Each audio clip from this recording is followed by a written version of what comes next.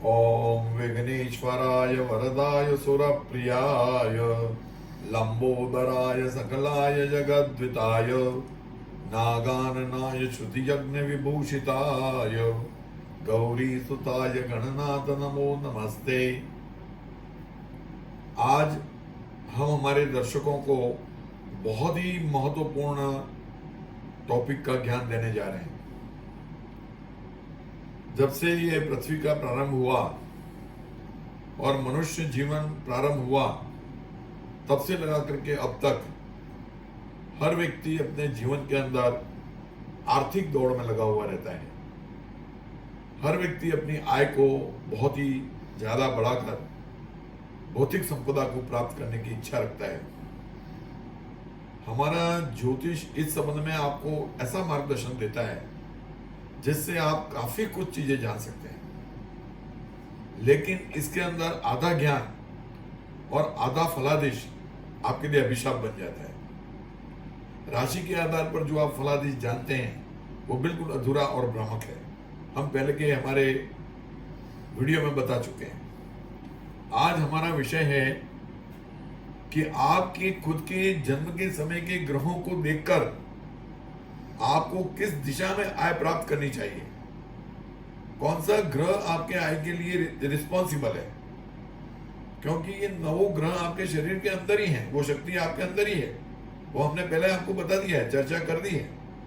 सूर्य आपका आत्मबल है, चंद्रमा आपका मनोबल है, बुध आपकी बुद्धि है, गुरु आपके गुण है, शुक्र आपका सुख है, मंगल आपके रुधिर प्रवाहिका है, शनि आपका स्टेमिना है और राहु केतु आपके कालचक्र हैं।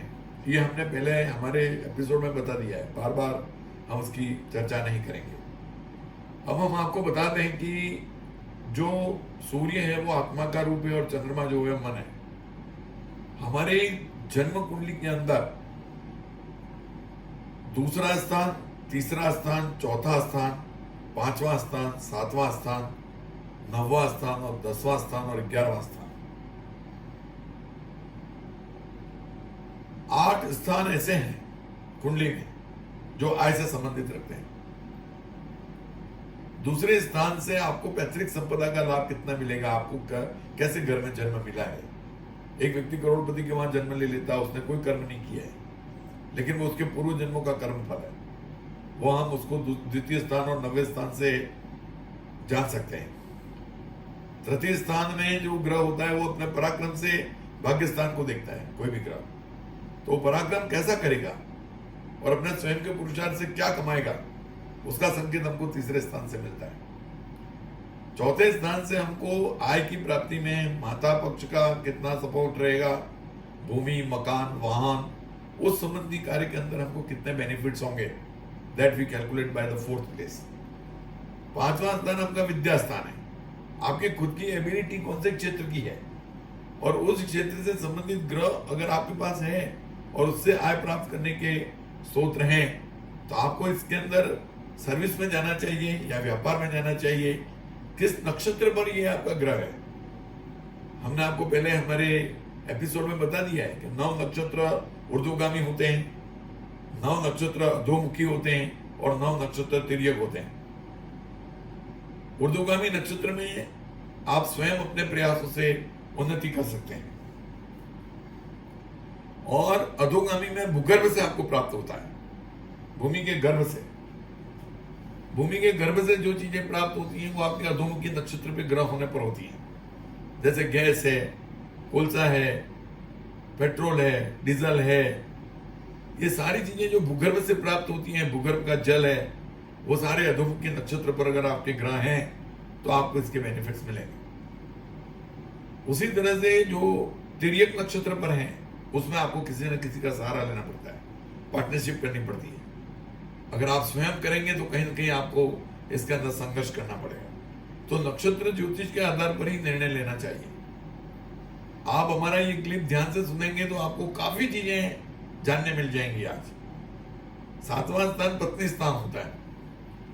आपके जीवन साथी के आने के बाद आपका भाग्योदय हो सकता है।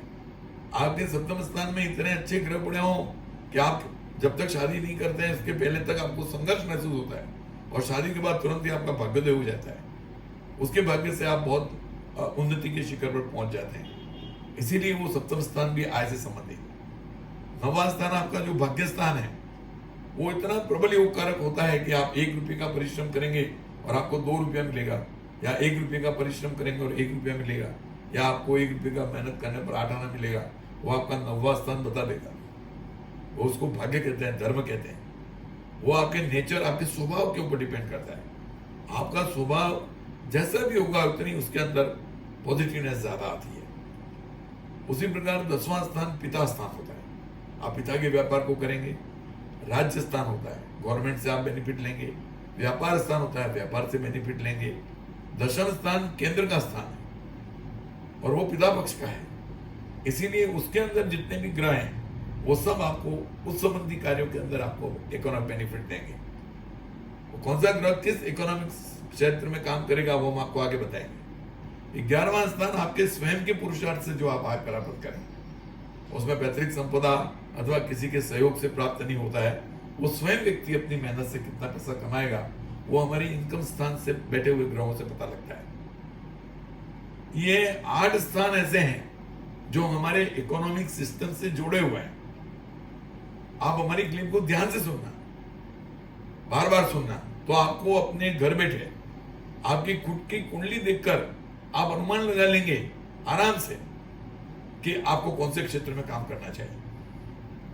अब हमारा सेकंड स्टेप आता है कि कौन सा ग्रह किस क्षेत्र में काम करता है। सूर्य जो है वो आपको पिता स्थान का सुख देता है। सूर्य से पिता का सुख का पता लगता है। ऊर्जा, आपके सौर ऊर्जा, आपके गर्भ की ऊर्जा, गैस, ये जितने भी ऊर्जा संबंधी क्षेत्र हैं, राजनीति के संबंधी क्षेत्र हैं, आपके सारे वो सूर्य के क्षेत्र में आते हैं। जैसे मैं आपको एक उदाहरण देता हूं।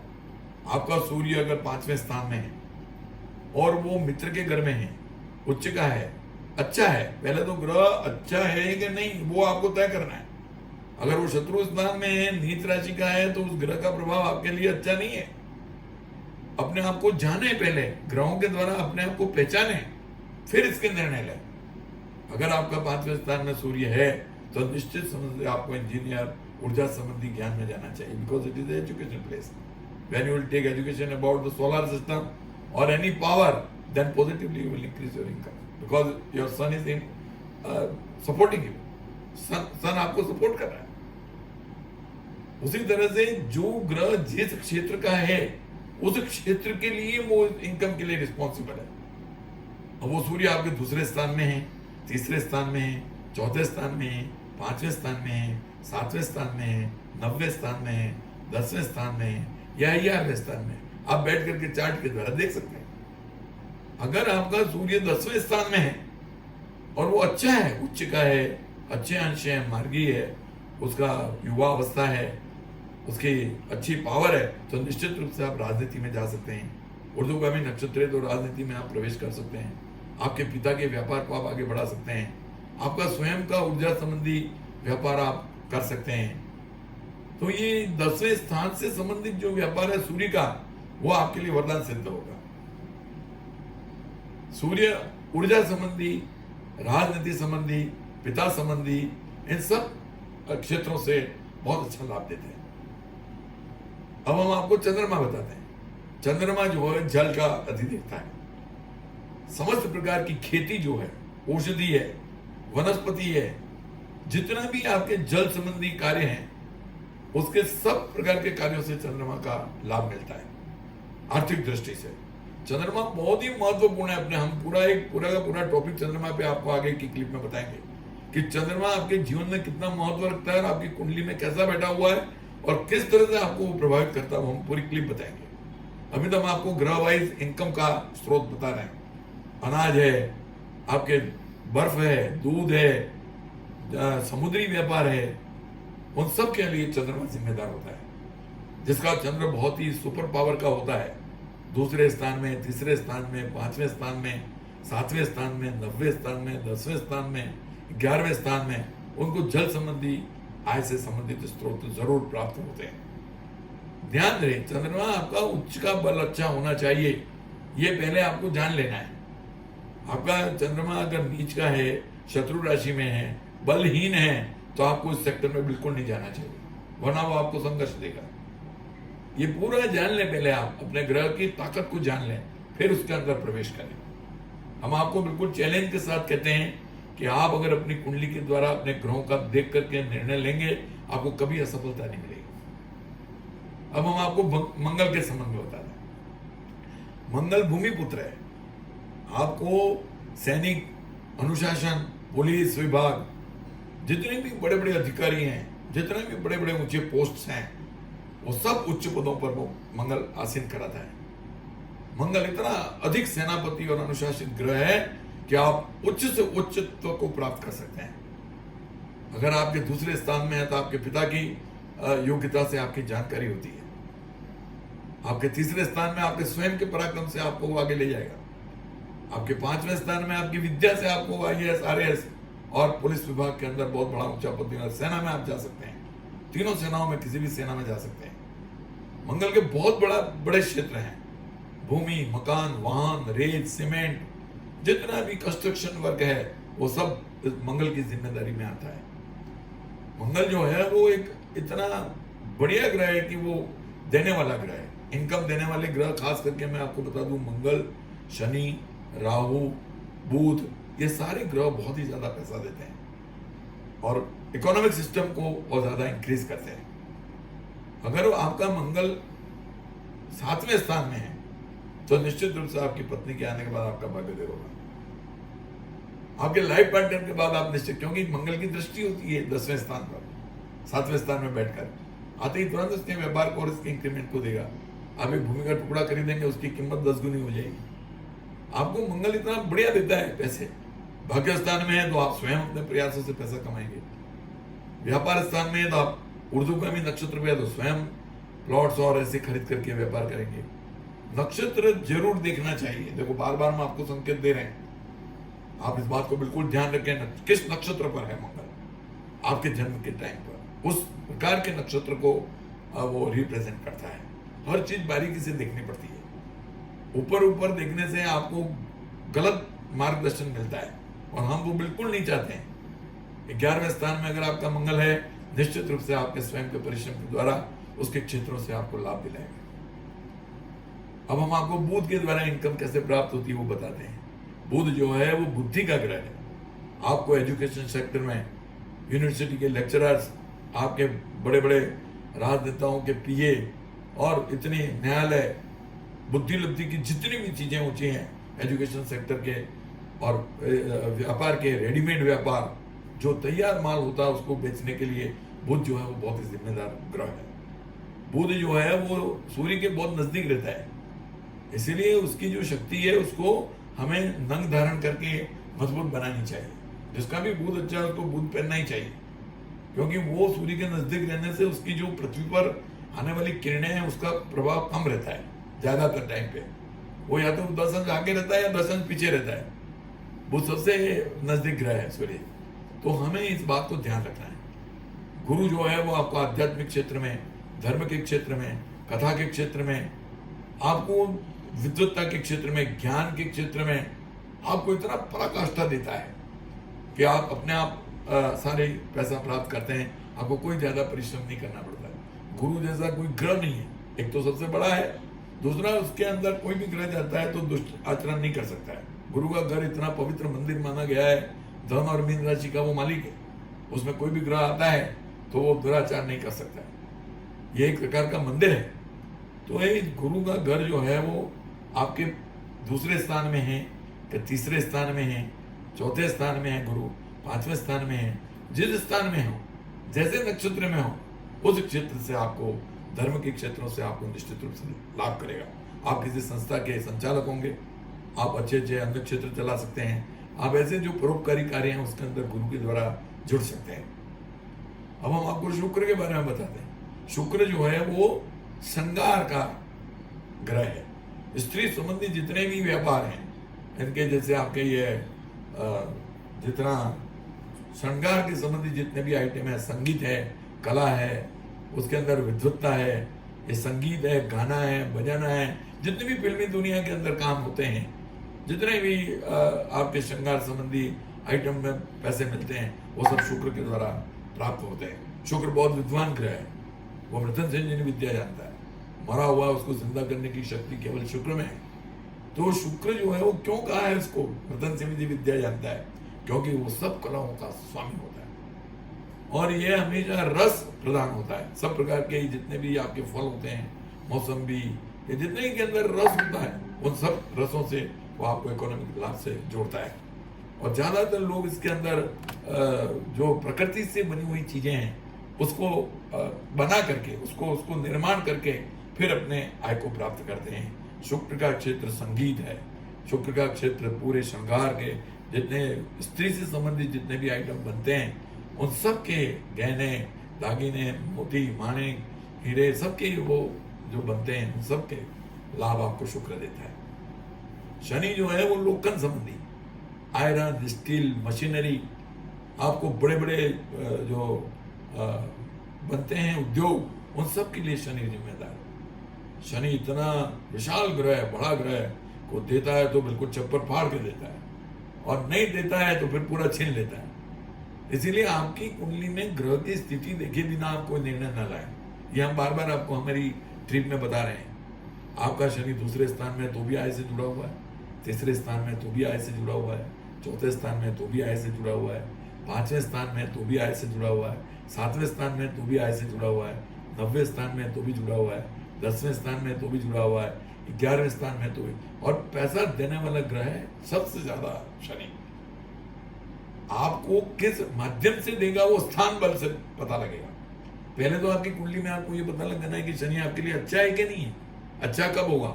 जब वो उच्च का होगा, खुद के घर में होगा, अच्छे अंश पर होगा, मार्गी होगा, कुमारावस्था में होगा, युवावस्था में होगा।